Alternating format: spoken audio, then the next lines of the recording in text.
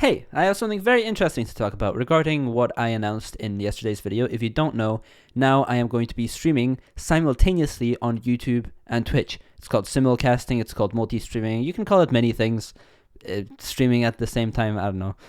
But yeah, I got this comment on my recent video from my friend Travis, and he said, just watch out, because with the new rules of Twitch, you can't stream a higher quality on YouTube than on Twitch, and if you do, you can get banned, just a heads up. And I responded with, they're just talking about the viewer experience. As long as no potato quality, then good. Now, that was a bit vague, so I would like to give you a few more pieces of information about that. So this is the page that I was referring to when I made that reply. It says, in line with a coming change to our terms of service, we are now allowing you to simulcast on any service. We believe in giving you the freedom to simultaneously stream on other services, but we also want to ensure that the Twitch user experience is not compromised. To that end, the following guidelines have been established. And it talks about all the different guidelines. So this one is about the thing that was mentioned, so the quality. So it says, you ensure that the quality of Twitch users' experience of your simulcast is at a minimum no less than the experience on other platforms or services, including by your engagement with the Twitch community, for example, via chat.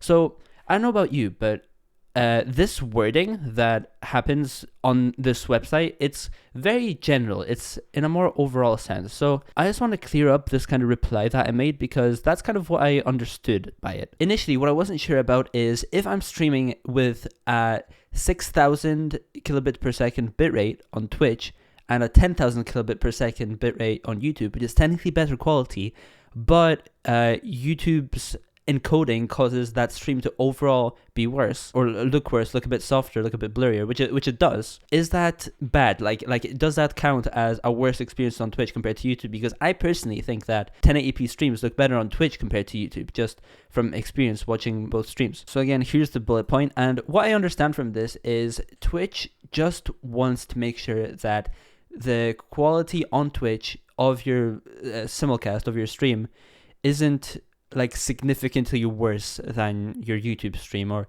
wherever else you're streaming. And this is very important, because this example that they give here with the frequently asked questions, what is an example of a degraded experience on Twitch? For example, shrinking the size of or otherwise degrading the video quality on Twitch so that it's worse than on other platforms would make the user's experience worse on Twitch, less than other services, and therefore not meet these guidelines.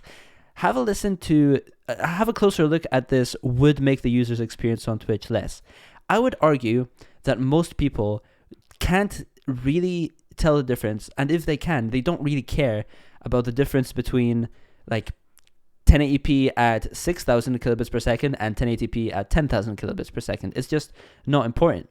And especially with all this extra encoding that YouTube does when transcoding a 1080p stream, I think that really does have an effect on the quality in a significant way, so that these two platforms can now be comparable, and in a way Twitch is actually better quality now. So my advice to anybody worrying about this and who is a streamer, you don't have to lower your bitrate when you're streaming on YouTube, because the only thing Twitch really cares about is the user experience. 6,000 kilobits per second is the max legal bitrate on Twitch. You can technically get away with using a higher bitrate, but not a lot of people know about that, and not a lot of people really care, because the people who just focus on streaming just focus on getting their content better rather than focusing on small visual quality nuances. But if on YouTube you're streaming at 1080p and on Twitch you're streaming at 480p, well then the experience is significantly worse on Twitch, so it makes it significantly worse on Twitch than on YouTube, therefore it wouldn't be meeting these guidelines. But if you're streaming 1080p on both, and it's like a similar quality, it's fine, because you're making an effort to